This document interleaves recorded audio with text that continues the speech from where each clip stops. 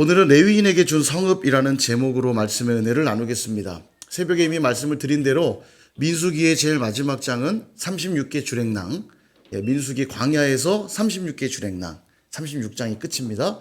34장, 35장, 36장, 총 이 3장은 땅에 대한 이야기를 하면서 마무리를 하게 돼요. 땅이 왜 중요하냐면 하나님의 약속, 내가 너희의 하나님이 되고 너희가 내 백성 되고, 또 내가 너희들에게 얼마나 큰 복을 주셨는지를 나타내는 증표가 뭐냐면 땅이에요. 한국인들에게 아주 확 다가오는 축복 같아요. 땅.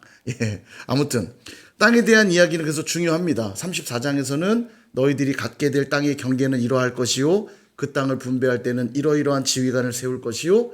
35장에 넘어와서는 오늘 본문입니다. 그리고 다음 본문에서는 도피성에 대한 이야기들을 하게 될 것이고요.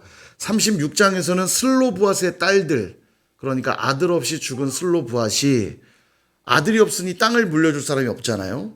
그래서 슬로브앗의 딸들, 5명의 딸들이 모세에게 우리는 어떡하리까 요청을 하죠. 그래서 하나님이 딸들에게도 땅을 물려주라 이렇게 말씀하시는 그 내용이 36장에 등장을 합니다. 오늘은 이제 레위인들에게 준 성읍에 대한 이야기들인데요. 레위인 하면 먼저 정리해야 될 게 뭐냐면, 야곱에게는 12아들이 있었죠. 이 12아들로부터 12지파가 나온 겁니다. 자, 그런데 12지파를 세울 때 이 땅의 모든 것은 다 하나님의 소유예요. 그러니까 하나님께 바쳐야 됩니다. 그래서 생긴 법이 초태생 법이거든요. 11조도 그런 개념이에요. 우리가 물질을 하나님이 주셨을 때 이 모든 물질이 하나님의 것입니다의 증표로 우리는 10분의 1을 떼어 드리는 거예요. 그래서 제가 11조의 개념도 설명드린 건 10분의 1을 하나님의 10분의 1을 드리는 게 아니라 하나님께 10분의 9를 받아 쓰는 거라고 말씀드렸죠. 그러니까 10의 1을 드릴 때 드리는 그 마음의 상태는 감사예요. 하나님이 내게 이토록 많은 걸 쓰게 해주셨구나.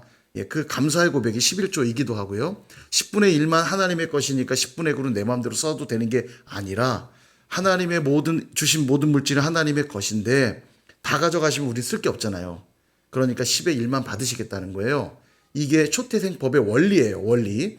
그러니까 우리의 생명도 하나님의 것이니까 다 드려야 되는데, 생명을 드리면 다 죽어야 되잖아요. 그죠? 그러니까 하나님이 생명을 다 취하지 아니하시고 초태생에 해당되는 것만 받으시겠다는 겁니다. 그래서 12지파 중에 레위지파를 꼭 집어서 내가 그들을 초태생으로 받겠다 하신 겁니다. 그러니까 그 지파는 12지파에서 빠지게 돼요.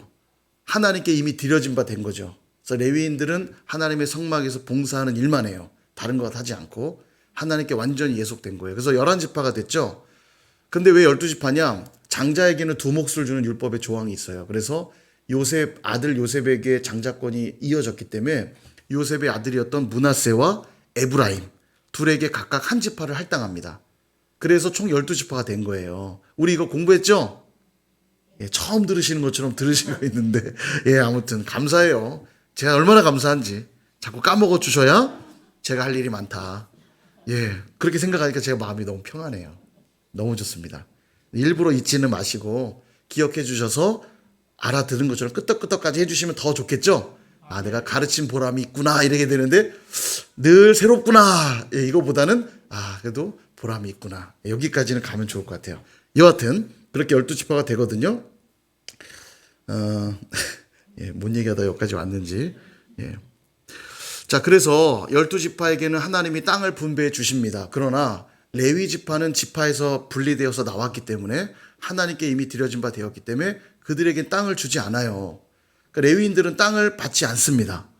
그러나 레위인도 한 지파를 이루고 있기 때문에 하나님부터 기업을 받아야 되는데, 그들에겐 다른 기업을 주세요. 어떤 기업을 주시냐? 신명기 10장 9절.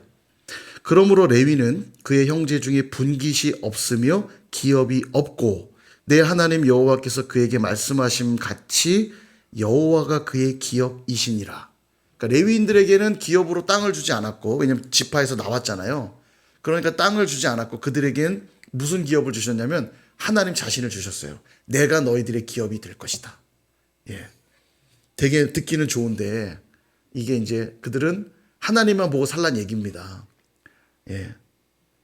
하나님으로만 사는 자들, 그들이 레위인이다. 그렇게 정리하시면 되겠어요. 그래서 오늘 레위인들이 어떻게 살아가야 될지를 오늘 본문은 얘기하는데 두 가지를 얘기하거든요. 첫째는 2절과 3절을 보면 이렇게 말합니다. 이스라엘 자손에게 명령하여 그들이 받은 기업에서 레위인에게 거주할 성읍들을 주게 하고 너희는 또 그 성읍들을 두르고 있는 초장을 레위인에게 주어서 성읍은 그들의 거처가 되게 하고 초장은 그들의 재산인 가축과 짐승을 둘 곳이 되게 할 것이라. 두 가지를 얘기하는데 하나는 일단 성읍을 주래요. 레위인들도 살아야 되잖아요. 그러니까 살 집을 주라는 얘기예요. 성읍을 주고 또 하나는 초장을 주라. 이 두 가지를 얘기합니다. 성읍들을 주라는 건 뭐냐면 당연히 생활을 해야 되니까 생활 공간을 주라는 거예요. 근데 누가 주냐? 각 지파, 땅을 분배받은 각 지파들이 그들의 성읍을 주라는 거예요. 그러니까 레위인들은 한 곳에 모여서 사는 게 아니고요. 각 지파로 다 흩어져 사는 겁니다. 레위인들이 여러 지파 속에 들어가 사는 거예요. 그리고 그들의 지파로부터 성읍을 제공받아 살아가는 겁니다. 이해되시죠? 이게 레위인들의 삶의 방식인 거예요. 6절을 보면 얼마나 주게 돼 있냐면 너희가 레위인들에게 줄 성읍은 살인자들이 피하게 할 도피성으로 6성읍. 도피성은 이 의도적으로 살인한 경우를 제외하고 부득이함으로 살인하여서 사형죄에 처할 위기에 처한 사람이 도피성으로 피하면 보호받게 해주는 성입니다. 치외법권이 있는 곳이죠. 법의 접촉을 받지 않는 성. 6개의 도피성을 지정하도록 하고요. 나머지 그 외 42성읍, 42개의 성읍을 레위인들에게 주라는 거예요. 그러니까 총 레위인들에게 지급되는 성읍은 몇 개냐면 48개. 48개의 성읍을 전국에 나눠주라는 거예요. 그래서 레위인들은 뭐하냐? 각 지파들에게로 들어가서 하나님의 율법을 가르치는 일도 하고요. 제사의 제반사항들을 돕는 일들을 하는 겁니다. 그러니까 레위인들이 당연히 각 지파로 흩어져야 되겠죠? 이해되시죠? 그래서 사무엘상에도 보면 제가 전에 한번 설명을 드렸는데 사무엘이 에브라임 산지에 있는 라바다임 소빔에서 살았다는 이런 기록이 나와요. 그래서 사무엘이 그럼 에브라임 지파인가 보다 싶지만 역대상에 보면 사무엘은 레위 지파라고 나와요. 그럼 왜 에브라임에 있었냐? 여기 설명을 드렸죠. 에브라임 지역에 살던 레위인이었던 거죠. 이해되시죠? 레위인들은 전국에 다 흩어져 사는 거예요. 그래야 백성들을 섬길 거 아닙니까? 그 얘기를 하는 거예요. 그때 그들이 살 수 있도록 42개의 성읍과 6개의 도피성을 지정하여 그들을 거주하게 하라. 이게 첫 번째 명령이고 또 하나는 초장을 주래요. 초장. 목초지를 주라는 겁니다. 레위인들에게 땅을 주지 않는다면서 목초지를 준다는 걸 결국 땅을 주시는 거 아닌가요? 싶지만 그렇지 않아요. 이거는 그들의 재산으로서의 땅을 주는 게 아니라 백성들이 하나님께 11조를 드리고 제물을 드리다 보면 양들, 소들 이런 것도 드릴 거 아닙니까? 그 제물을 태워드리는 동물을 제외하고는 살아있는 동물들도 갖게 된단 말이죠. 그럼 그들을 관리하고 키워야 되잖아요. 그래서 목초지가 필요했습니다. 목초지를 주라는 거예요. 목초지. 그러니까 소유할 땅이 아니라 그 동물들을 관리할 목초지를 주라. 그렇게 얘기를 한 거죠. 이렇게 두 가지를 정리하고 나면 레위인들의 제공된 기업은 소유의 의미로서 제공하는 성읍과 목초지가 아니라 그들의 생활에 대한 것들을 말씀하고 있는 거예요. 그러니까 땅을 분배받은 지파들은 레위인들의 생활을 책임져 주라. 이렇게 말하고 있는 거죠. 이해되시죠? 그러니까 레위인들은 늘 누구만 보고 살 수밖에 없냐면 하나님을 보고 살 수밖에 없어요. 백성들이 하나님께 드린 제물, 백성들이 하나님께 드린 예물로 생활을 하는 것이기 때문에 그 의미로서 레위인들의 기업은 누구라고요? 하나님. 그러니까 레위인들은 다른 지파에게 의존할 수밖에 없는 구조입니다. 다른 지파 사람들이 하나님께 온전히 예배할 때 거기서부터 나오는 예물로 생활을 이어가니까요. 그래서 이스라엘 역사에서 늘 반복됐던 게 뭐냐면 이스라엘 백성들이 타락해서 제사가 무너지고 또 신앙이 무너지면 대부분 어떤 경우냐면 11조를 드리지 않고 제사를 제대로 하지 않으니까 레위인들의 생활이 어려워지겠죠. 그들로부터 공급을 받아야 되는데 이들이 제대로 하나님께 예물을 드리지 않는 거예요. 그러니까 레위인들이 어려워지니까 먹고는 살아야 되니까 어디로 가냐면 여러 삶의 터전으로 그냥 떠납니다. 그러면 제사는 누구만 섬길 수 있냐면 제사장과 레위인만 섬길 수 있잖아요. 백성들이 그냥 오늘 필온다고 자기가 막 제물 드리고 이러는 거 아닙니다. 못해요 그렇게. 그러니까 제사가 무너지죠. 결국 신앙이 무너지죠. 율법을 가르치는 이들이 없잖아요. 그러니까 악순환이 계속되는 거예요. 그러니까 타락한 시대가 되면 레위인들은 떠나가고 백성들의 신앙은 무너지고, 예, 이게 악순환이에요. 이게 이스라엘 역사에 반복됐던 이야기들이죠. 그래서 오늘 주는 이 이야기의 교훈을 크게 두 관점에서 봐야 되는데, 크게 두 관점. 첫 번째 관점은 뭐냐? 우리가 다 영적인 레위인이라는 관점입니다. 성경은 말하죠. 너희는 택하신 족속이요 왕 같은 제사장이라. 예. 예수 그리스도를 믿은, 그래서 구원받은 저와 여러분은 다 뭐라고요? 왕 같은 제사장. 여러분, 제사장이 레위 지파입니다. 예, 레위 지파에서 나오는 거예요, 제사장은요.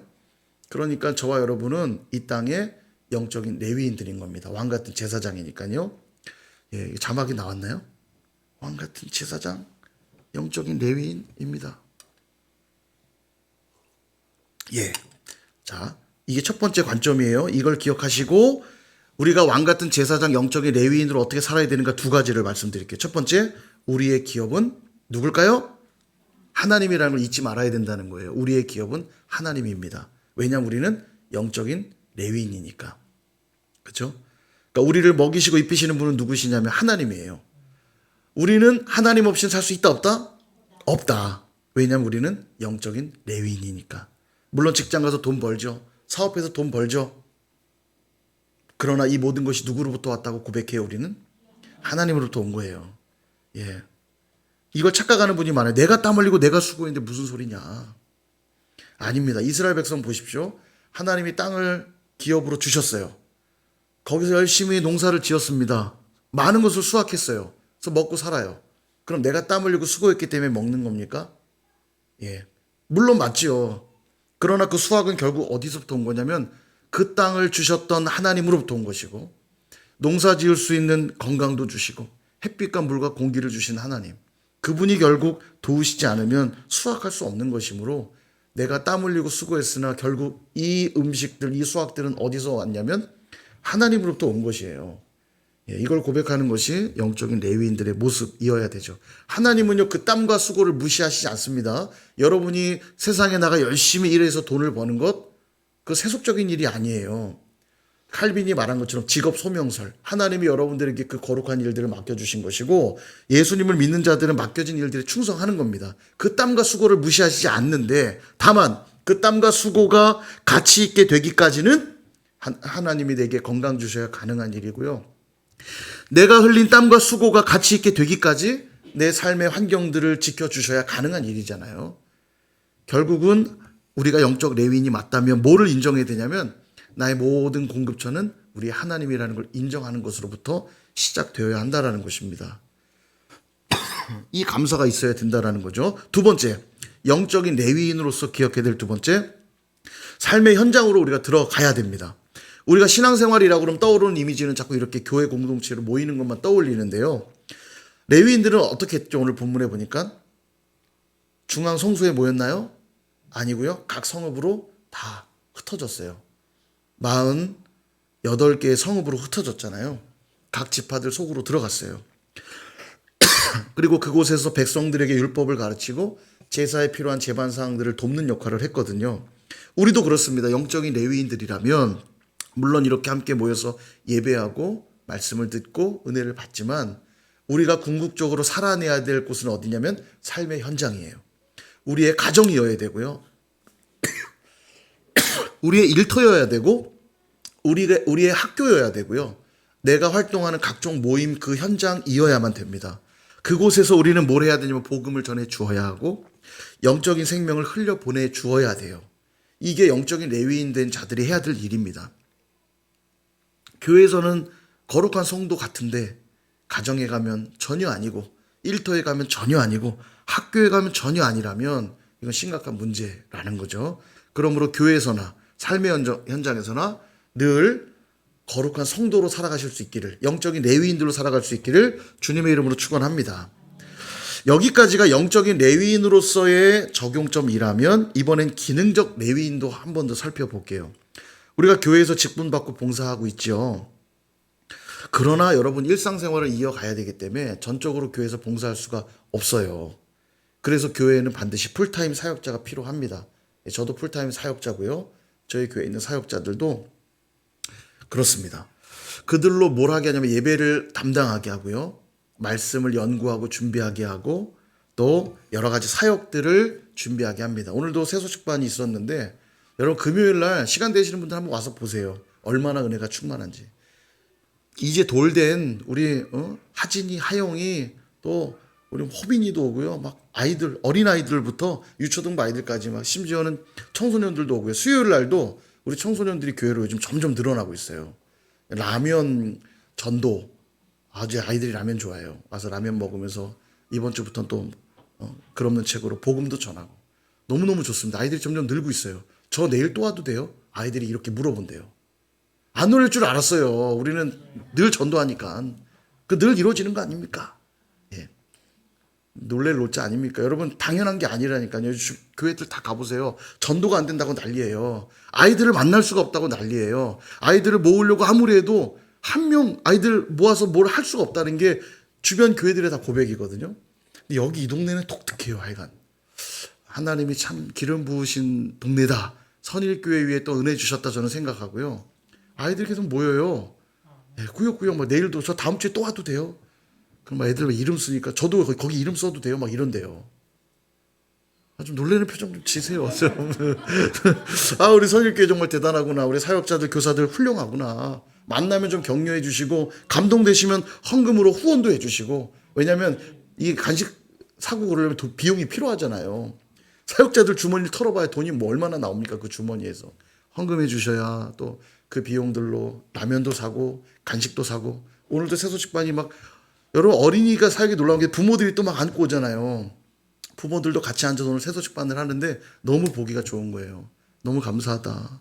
너무 감사하다. 우리 교회가 정말 최적화되어 있어요. 너무 좋아요. 쓱 끌고 들어와서 여기 1층 식당에 쫙 몰아놓고 새소식반하고 추울 때는 안에서 따뜻할 때는 밖에서 하고 여기 마당에서도 하고 정말 좋습니다. 너무너무 좋은데요.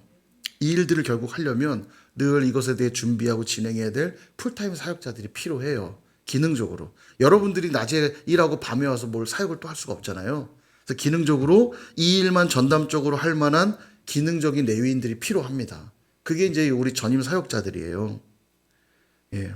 그래서 그 사역자들이 이 사역에 집중할 수 있도록 교회는 오늘 보셨다시피 성읍과 목초지를 주듯이 생활할 수 있는 생활비를 제공하고 그 사역자들로 하여금 사역에 집중할 수 있도록 하는 거죠. 요즘 뭐 황제 목사, 비리 목사 시끄럽고 말이 많습니다. 여러분 아주 소수예요. 대부분의 사역자들은 그냥 영세합니다. 먹고 사는 게 녹록치가 않아요. 예, 여유가 없어요. 교회에서 도와주지 않으면 살 수 있는 집이 없고 특별한 재산이 없는 목회자들이 대부분입니다. 예, 저만 해도 그래요. 저 선일교에서 잘리면요. 당장 집도 절도 아니 절이 없으면 안 되고 집도 교회도 없어요. 갈 곳이 없습니다. 예. 돈을 막 저금하고 싶어도요. 좀 여윳돈 생기면 헌금 10,000원, 20,000원이라도 더 하지. 열심히 저금하기도 쉽지가 않습니다. 그렇잖아요? 예. 그렇게 안 보여요? 예. 개인적으로 부를 축적하기가 쉽지가 않아요. 사역자들이요. 눈에 보이면 자기 돈 털어서 더 쓰지요. 교회에 보면 필요들이 많거든요. 특히 우리 교회가 그래요. 우리 교회가 재정적으로 넉넉지 않잖아요. 사역자들이 눈에 보이면 자기 돈으로 뭐 많이 합니다. 아유, 뭐 이런 것까지도 청구하나 교회가 어려운데. 그리고 자기 사비로 막 해요. 그럴 때 보면 참 저 또 담임 목사 입장에서 막 미안하기도 합니다. 교회가 사역을 원활히 할 수 있도록 재정을 지원하고 해야 되는데 교회가 어려우니까 사비로라도 하는 모습들 보면 감사하기도 하고. 여러분 알다시피 또 우리 작년에 어려워서 우리 사역자들 사례비도 팍팍 깎았잖아요. 물론 진짜 감사한 게 우리 전사님들이 자원해서 교회가 어려우니까 제가 사례비를 적게 받겠습니다. 제가 너무 죄송하고 감사했어요. 그렇게 하지 않다. 그렇게 하고도 지금 많이 어려워요. 그러니까 늘 저는 담임 목사들 입장에서 참 늘 마음이 무겁습니다. 미안하고 죄송하고 다른 교회들 보면 예, 잘 지원하는데 우리 교회가 잘 원활치 않은 것에 대해서 마음이 좀 무겁습니다. 어쨌든 사역자들은 그렇게 교회에서 지원해주는 또 지원들을 통해서 생활을 이어가게 돼요. 그러므로 우리 성도들은요, 우리 사역자들이 사역에만 전념할 수 있도록 잘 지원해 주셔야 되고, 또 사역자들은 그렇게 섬겨주는 성도들을 보면서 기쁨으로 잘 섬겨야 되고요. 이 합이 잘 맞아야 돼요. 이게 하나님이 만드신 구조입니다. 예. 그래서 이런 교회 구조를 여러분 기억하면서 제가 또 두 가지만 적용점을 나누고 마칠까 합니다. 기능적 레위인에 대한 적용이에요. 첫 번째는 먼저 사역자들에 대한 주문입니다. 대부분 소수지만 그래도 우리 성도님들도 알 필요가 있어요. 사역자들은 성도들을 섬길 때 어떻게 해야 되냐? 죽게 하듯 해야 됩니다. 죽게 하듯. 아까 레위인의 기업은 뭐라고 했죠? 누구라고 그랬죠? 하나님이에요. 그러니까 레위인들은 누구만 보고 사는 자냐면 하나님만 보고 사는 자들입니다. 그리고 하나님이 공급해 주시는 은혜에 힘입어 사는 자들이에요. 근데 실제적으로 공급은 누구로부터 받냐면 다른 지파로부터 받잖아요. 그것은 물론 하나님이 주신 겁니다. 하나님이 주신 거지만 실제적인 공급은 다른 지파들로부터 받는 것이기 때문에, 그리고 그 공급함을 통하여 그 지파들을 섬기는 거예요. 백성들을. 그러니까 결국 하나님을 섬긴다는 건 뭘 뜻하냐면 그 백성들, 그 성도들을 섬긴다는 걸 뜻해요. 예. 그러니까 성도들을 섬길 때 어떤 태도로 섬겨야 되냐면 죽게 하듯 해야 됩니다. 그게 사역자의 태도여야 돼요. 하나님을 섬기듯 섬기는 겁니다. 이때 이제 군림하여서 함부로 해서도 안 될 것이고, 오늘 새벽 말씀처럼 베드로전서 말씀처럼 주장하는 자세로 해서도 안 될 것이에요. 여러분, 그렇다고 이걸 역이용해서 성도들은 사역자들을 직원 부리듯 하면 안 됩니다. 여러분, 그런 교회 꽤 많습니다. 종 부리듯 하는 교회들이 있어요. 그들에게 지원되는 생활비는 누가 주시는 겁니까? 하나님 주시는 거 맞죠? 그죠? 예, 내가 주는 거 아니거든요. 근데요, 실제로 그런 얘기하는 제가 성도들 봤어요. 그런 재직들 봤어요. 우리가 내는 헌금으로 월급 주는데 똑바로 안 한다고. 여러분, 큰 착각입니다. 월권이에요. 예. 사람이 주는 거 아니에요. 그래서 우리는 월급이라고 이름 부르지 않는 겁니다. 사례비라고 그러고 생활비라고 하는 이유는 그게 봉급의 의미로 주는 게 아니에요. 수고한 것에 대해 감사를 표하는 겁니다. 예. 하나님이 주시는 거지, 교회가 내가 헌금한 걸로 준다고 생각하니까 직원 부리듯 하는 거예요. 막 시켜 먹어요. 여러분, 그거 아닙니다. 사역자들은 물론 종이죠. 누구 종입니까? 하나님 종이에요. 내 종이 아니고요. 여러분 종은 아니라고요. 함부로 하시면 안 돼요. 근데 교회가 함부로 하는 경우는, 저도 막 성도님들께 저도 욕도 많이 들어보고요. 제가 저번에도 어디서 목사님들 모일 때 얘기했더니 눈이 휘둥그레져서 막, 지미도 전사 일로 들어와! 소리를 막 지르니, 똑바로 서! 차렷! 차렷! 막 이러면서 막 욕을 막, 그런 얘기도 들어보고 난감하더라고. 이거 어떻게 반응해야 되지? 이거 싸울 수도 없고, 그래 가만히 그렇다고 그런가 보다 뭘 할 수도 없고, 옆에 성도들은 당황해서 막 서로 눈치만 보고 있고 막, 나중에 당회로 끌려가서 7일을 받게 됐는데요. 뭐 교회 앞에 다 모두가 있는 데서 그랬으니까. 그렇게 하면 안 됩니다. 그 내 종이 아니에요. 그가 나에게 죽게 하듯 한다고 그래서 내가 주는 아니에요. 내가 주님은 아니잖아요. 그걸 감사함으로 받으시면 되고요. 성도들 역시 사역자들을 대할 때 죽게 하듯 잘 정중하게 대해야 돼요. 종처럼 여기시면 안 됩니다. 아시겠죠? 종처럼 행동하는 그 월권이에요. 그건 하나님이 하시는 거지. 제가 예화도 새벽에 드렸죠. 목사님, 장로님 양쪽 구석에서 저 장로 좀 어떻게 해주십시오. 저 목사 좀 어떻게 해주십시오. 그랬더니 장로님에게 임한 하나님의 음성. 저 목사가 네 종이냐 내 종이냐. 하나님 종이죠. 내가 할 것이다. 그렇다면 내가 할 것이다. 너무 두렵더래요. 자기에게도 적용되는 이야기잖아요. 저는 제가 목사된 입장에서 그 얘기를 들으면서 저도 막 두렵더라고요. 내가 섬기는 자로, 목사로서 늘 하나님을 경외함으로 정말 잘해야지. 그게 맞잖아요. 하나님 음성 맞잖아요. 네가 내 종이기 때문에 내가 평가할 것이고, 내가 혼내도 내가 혼낼 것이고, 칭찬해도 내가 칭찬할 것이고. 성도들은 사역자들에게 함부로 하면 안 되고, 또 사역자들은 성도들을 대할 때 아무래도 이끄는 위치에 있기 때문에 또 실수할 때가 많이 있을 수 있지만 주께 하듯 하라. 이걸 기억해야 되고요. 두 번째 적용. 성도들은 사역자들을 잘 섬기셔야 됩니다. 아까도 보셨지만 레위인들이 각 지파별로 들어가서 지파들이 제공하는 성읍과 목초지에서 생활을 한다고 그랬죠. 그래서 사역자들은요, 성도들의 사랑을 먹고 사는 거예요. 성도들의 사랑을 먹고 사는 겁니다. 성도들이 슬퍼하면 사역자들도 슬프고요. 성도들이 기뻐하면 사역자들도 기뻐요. 그럴 것 같으세요? 아닌 것 같으세요?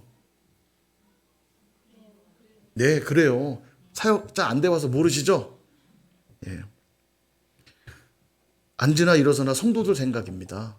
안 그럴 것 같죠? 정말 그래요. 어떨 때는 그래서 너무 힘들어요. 여러 사람의 삶을 막 같이 사는 것 같아서. 갈라디아서 6장 6절에 이렇게 말씀합니다. 같이 한번 읽어볼까요? 시작. 가르침을 받는 자는 함께 하라. 아멘. 꼭 기억하십시오, 여러분. 여러분들에게 말씀을 가르치는 사역자들, 그들과 모든 좋은 걸 함께 하래요. 그럼 그 은혜는 누구에게 흘러오냐면 성도들에게 흘러오는 거예요. 그 일을 하라고 레위인들을 세운 거거든요. 사역자들을 세운 거거든요. 그들을 통해서 하나님 은혜 흘려 보내주시려고 말씀을 가르치는 자와 함께 하라고 우리에게 말씀하셨어요. 그래서 사역자들하고 척지는 건 아주 지혜롭지 못한 겁니다. 또한 실질적인 것들로 사역자들과 함께 하라고 가르치신데 오늘 8절을 보니까 이렇게 말합니다. 너희가 이스라엘 자손의 소유에서 레위인에게 너희가 성읍을 줄 때 어떻게 주냐? 많이 받은 자에게서는 많이 떼어주고 적게 받은 자에게서는 적게 떼어줄 것이라. 그러니까 인구가 많아서 땅을 많이 받은 지파도 있잖아요. 그러면 땅을 많이 받은 만큼 레위인들에게도 땅을 많이 주라는 거예요. 그러니까 누군가는 좀 많이 받기도 하고 적게 받기도 하겠죠. 기준이 딱 있는 게 아니에요. 그러니까 이 말은 많이 받은 사람 많이 주고 적게 받은 적게 주라는 얘기는 이것이 정해진 어떤 정액제의 의미가 아니라 할 수만 있다면 더 많이 나누고 더 많이 챙겨주라는 얘기입니다. 그래서 늘 어려운 이들을 말할 때 여행객들, 그리고 고아, 과부, 그들을 늘 잘 돌보라고 율법은 명령하거든요. 한 명을 더 추가합니다. 누구게요? 레위인들.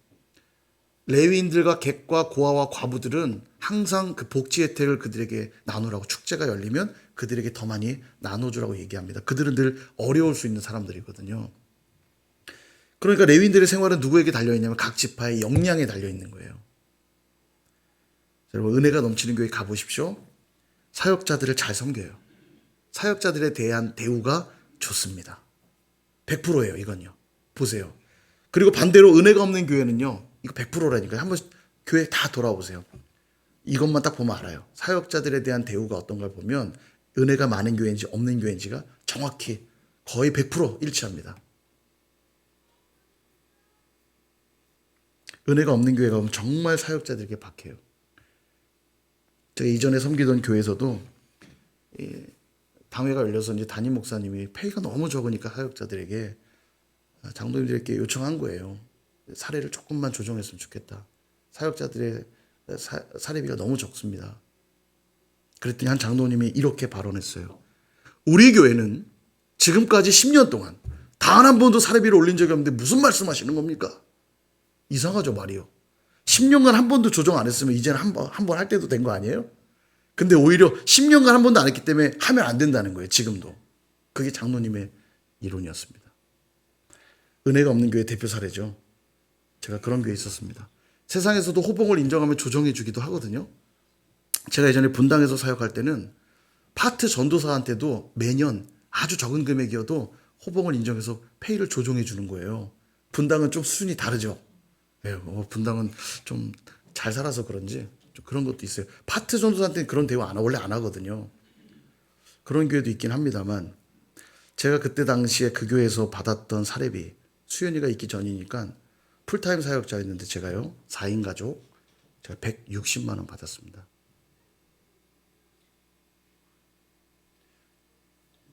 죄송해요. 이거보다 더 어렵게 사시는 분도 있을 수는 있는데, 녹록치는 않죠. 물론 그래도 집을 제공해 주셨기 때문에 160으로도 살아갈 수는 있지만, 요즘에 물가나 이런 걸 생각하면 사실 넉넉치는 않죠. 근데 이걸 너무 적다고, 이것도 충분하다고 조정해 줄 수 없다는 거죠. 예. 물론 일반할 수는 없어요. 교회 사정은 다 다르니까요.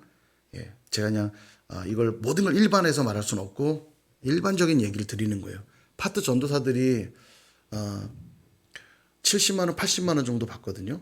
주말만 물론 사역합니다만 이게 20년 전에도 70, 80이었어요. 안 변해요. 물가도 오르고 생활 수준도 바뀌었는데 사례비가 조정이 안 됩니다. 교회는. 근데 또 교회잖아요. 월급 아니고. 그래서 우리 근로계약서도 안 쓰잖아요. 물론 최근엔 종교인 세금 같은 걸 뭐 내긴 합니다만 그래도 근로계약서 쓰지 않아요. 그러니까 근로자, 노동자로 취급받지 않죠. 그래서 우리는 월급이라 안 하고 사례비라 하고 주시는 대로 받고 감사함으로 받지만 그렇다 해도 너무 이게 과할 때가 있어요. 20년이 지나도 7, 80. 그래서 여러분 그거 아세요? 요즘 30대 사역자들이요. 전임 사역을 안 하려고 합니다. 이미 말씀드렸죠. 사역자를 구해도 사역을 하러 안 와요. 물어보는 거죠. 왜 사역을 안 하냐. 목산수까지 받고 왜 안 하냐. 그랬더니 교회는 여전히 요구하는 게 너무 많고 가면 차량 운전부터 시작해서 관리, 부서 막 너무 많은 일들을 요구하는데 생활비는 턱없이 주니 전임 사역을 하게 되면 다른 일은 할 수 없으니 어렵게 생활할 수밖에 없잖아요. 그러니까 주말에만 사역하고 주중에는 자기가 하고 싶은 일들 하면서 생활하고 싶어 한다는 거예요. 투잡하든 쓰리잡을 하든. 여러분 이게 간단한 문제가 아닌 게요. 이제 보십시오. 그렇게 되는지 안 되는지. 저는 물론 그들의 태도도 문제가 있다고 생각해요. 헌신해야죠. 그래도 교회를 위해서 희생해야죠. 그들의 태도도 문제가 있다고 생각합니다만 교회가 사역자들의 삶에 전혀 관심을 기울이지 않는 점이야말로 더 큰 문제라고 봐야 돼요. 사역자는 당연히 가난하고 힘들어야 된다고 여기는 풍토가 있어요. 교회 안에. 그러니까 아무도 생각 안 해요. 10년간 페이가 조정 안 돼도 괜찮다고 생각해요. 자기들 회사 가서 페이가 억울하게 배정되면 따지고 막 데모하면서도 교회에서는 당연한 거라고 여깁니다. 이러다 보면 결국 사역자들이 교회를 떠나기 시작하잖아요. 지금요. 제가 아까 이스라엘 백성의 상황들 말씀드렸죠. 교회 안에 좋은 사역자들, 정말 역량 있는 사역자들이 더 많이 교회로 들어와서 말씀을 연구하고 가르치고 해야 되는데 삶이 너무 어려우니까 하나둘씩 교회로 떠나잖아요. 결국 사역자들의 기근으로 이어지고 이는 말씀의 기근으로 이어질 확률이 커요. 지금도 시골 교회 가보면요. 목회자가 없어가지고 그냥 교회를 지키는 장로님들 그냥 교회만 지키고 있는 거죠. 그리고 순회 목회자들이 그냥 다니면서 말씀을 전하고 다니고 그나마도 안 되는 교회는 그냥 건물만 있는 교회들도 꽤 많습니다. 이게 시골에만의 문제가 점점 도시로도 그런 분위기가 좀 올라오고 있어요. 사역자들이 없으니까요. 그러므로 여러분 사역자들을 잘 돌아보시고 또 섬길 수 있기를 바랍니다. 뭐 대단한 섬김이 아니어도 괜찮아요. 떡 한 조각도 함께 나눠 먹고 좋은 게 있다면 함께 나눌 수 있다면 그 작은 섬김만으로도 마음은 부자가 되는 거 아닌가요? 풍성한 은혜를 누리는 거잖아요. 예. 말씀을 정리합니다. 사랑하는 여러분, 요즘 경기 참 어렵습니다. 여러분들의 삶도 결코 녹록지 않다는 것 너무너무 잘 알고 있어요. 그러나 그 어느 시대보다도 풍족한 때를 살고 있는 것도 사실입니다. 그죠? 그런 점에서 어쩌면 우리가 부족해서 힘든 게 아니라 우리의 눈이 높아진 게 더 문제가 아닐까 그런 생각이 들어요. 다시 말해서 감사를 잃어버린 우리의 마음이 문제고 더 가지려는 욕심으로 가득 찬 우리의 마음이 문제가 아닐까 싶어요. 우리가 영적인 레위인들로 부름 받았고요. 기능적인 레위인들로서 다시 돌아가야 될 자리가 있습니다. 첫 번째, 우리의 기업은 하나님이라는 사실을 기억하고 우리의 마음이 늘 그분께 고정되어 있어야 돼요. 늘 그 자리로 가셔야 됩니다. 하나님이 없는 자리를 자꾸 찾아가시면 안 돼요. 내가 하나님으로부터 고정되어서 그분이 주시는 은혜를 힘입어 살겠다는 자리로 늘 돌아가셔야 됩니다. 그게 영적 레위인으로서의 바른 자세고요. 또한 영적인 레위인이 되었다면 두 번째, 부름받은 지체들과 함께 마음을 나누고 사랑을 나누고 필요한 모든 것들을 나누며 하나 되는 자리로 나아가야 돼요. 그들의 필요를 서로가 채워주고 영적인 필요를 채워주고 육적인 필요를 채워주면서 함께 나아갈 때 그곳이 하나님의 나라가 되고 거기가 천국이 되는 거 아니겠어요? 그러므로 늘 하나 되는 자리로 나아가실 수 있기를 바랍니다. 욕심도 조금 내려놓고요. 우리 안에 있는 미움과 원망의 마음도 조금 내려놓고요. 서로 사랑하며 섬기는 자리로 그 하나 되는 자리로 좀 나갔으면 좋겠어요. 여러분 이 교회론만 붙잡고 살아도 우리는 행복한 신앙생활 할 수 있거든요. 근데 이 교회론이 너무너무 요즘 시대에 다 무너졌어요. 너무너무 개인주의화되고 나밖에 모르고 나의 필요만 채우려고 그러고 조금만 내 기분 나쁘게 하면 왼수가 돼버리고요. 그런 마음으로는 우리는 하나님의 나라를 밟을 수가 없어요. 그 땅에 디딜 수가 없습니다. 지금 여러분이 읽은 이 35장은 가나안 땅에 들어가서 받은 말씀이 아니에요. 곧 가나안 땅에 너희들 들어가게 될 텐데 그때 이래야 된다.